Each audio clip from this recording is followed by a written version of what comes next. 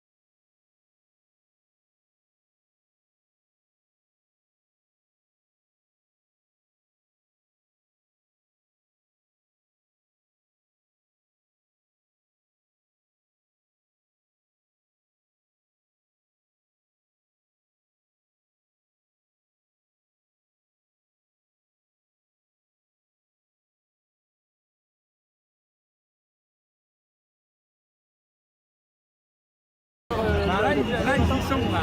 Ah ouais, puisqu'on voit bien que ça gaze. C'est pas là-bas qu'il fallait aller. Vous avez vu gazer là-bas? Bah, la preuve, il n'y a qu'à regarder.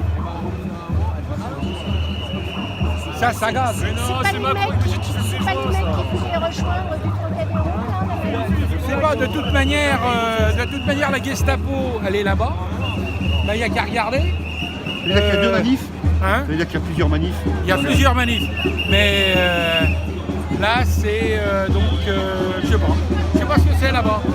De toute manière, il fallait pas aller sur les Champs-Élysées aujourd'hui, il fallait être malin. Fallait faire quoi alors? Ailleurs, si vous voulez casser quelque chose, cassez ailleurs. Mais pas là. Casser forcément? Ben non, pas forcément. Mais si vous voulez manifester aujourd'hui, si vous manifestez, c'est que vous êtes un casseur, c'est que vous êtes un monstre, vous êtes une ordure. Là, c'est de l'ironie. Je me demande, moi j'ai vu M. Griveaux à la télé, donc là, je ne sais pas. Puis il y a M. Macron, qui est si beau, et un gendre parfait. Quel est votre prénom, monsieur? Mon prénom, c'est Alexandre. Vous avez quel âge? 69 ans. Vous faites quoi dans la vie? Oh, je suis retraité. De quoi? Oh, j'ai fait plein de choses, donc de plein de choses. D'accord. Bon. Vous êtes là tous les dimanches? Tous les Tous les samedis. samedis, pardon. Oui, pas tous, mais beaucoup. Et à force, on commence à s'habituer, on commence à voir que tout ça, c'est du pipeau. C'est-à-dire que ils veulent s'en mettre plein les poches avant que le système s'écroule. Moi, je crois que c'est ça. D'ailleurs, c'est pour ça qu'ils ont voté dans la nuit. Et tous les députés sont d'accord. Ils les ont d'ailleurs, ils ont tout fait pour que la destitution passe pas. Et il n'y a qu'un seul député qui a voté la destitution de Macron. Donc tous les partis sont d'accord pour protéger leurs privilèges. C'est pas un peu apocalyptique? Pas du tout, je vous raconte un truc. Si quelqu'un dans votre famille meurt, vous payez. Pas un député. C'est gratos. Soulève-toi, Paris, debout. Soulève-toi, Paris, debout. Soulève-toi, Paris, debout. Soulève-toi. T'as le permis pour filmer quand même? T'as l'autorisation? Arrête de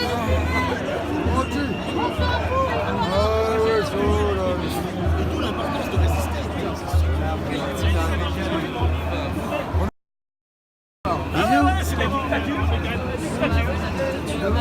Donc,